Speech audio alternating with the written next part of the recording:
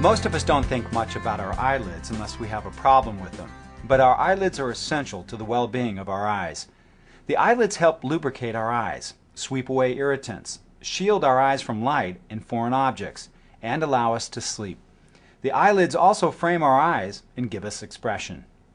There are several common eyelid conditions that can affect us. Let's take a look at these problems and the treatment options available. Dermatochalasis, more commonly known as droopy or baggy eyelids, can affect both upper and lower eyelids. This condition may affect peripheral vision as well as make eyes look and feel tired. It can also make wearing eyeglasses difficult if lower lids are significantly affected.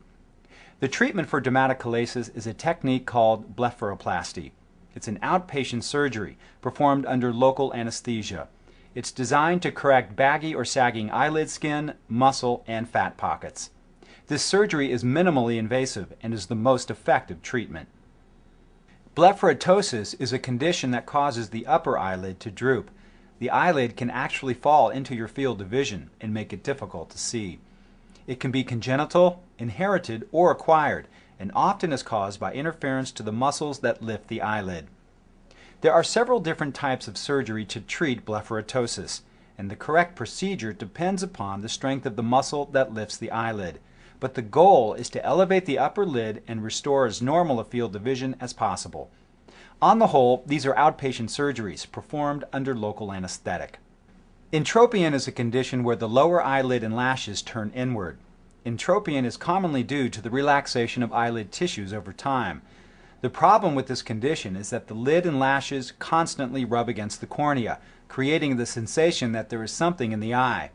This also causes excessive tearing, red eyes, discharge, and crusting of the eye that can impair vision. If left untreated, entropion can cause infection and scarring of the cornea. The treatment usually involves outpatient surgery under a local anesthesia. Several surgical techniques are used to tighten and reposition the eyelid.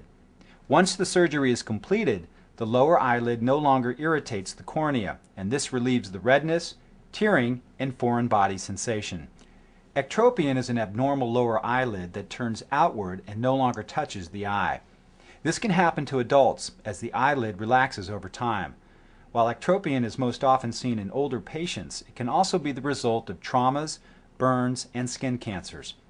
It can also occur after facial nerve palsy and may be aggravated when a tearing patient constantly wipes their eye. This causes further pulling of the eyelid from the eye. The symptoms of ectropion include excessive tearing, crusting of the eyelid, discharge, infection, and impaired vision. The exposed inner lining of the eyelid becomes dry, red, and inflamed, and ultimately the eye can be damaged. Treatment occasionally involves using artificial tears or lubricating ointment to protect the cornea, but if eyelid tissue problems are not addressed, surgery for ectropion may be required. If ectropion is a result of scarring, skin cancer, facial nerve palsy, or other problem, the underlying condition will also need to be treated at the same time. Blepharitis is chronic redness, irritation, and flaking of the eyelids, which can lead to lid infection and irritation of the eye. Long-term effects of blepharitis can include thickened lid margins, eyelash loss, entropion or inward turning of the eyelid, ectropion or outward turning of the eyelid, and chronic irritation of the eyes. Blepharitis treatment includes applying warm compresses, cleaning, and applying antibiotic ointment to the eyelids. There are also a number of eyelid lesions that can affect your eyelids and vision.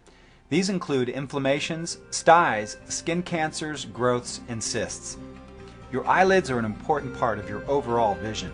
If you have any symptoms or problems with your eyelids, talk with your ophthalmologist.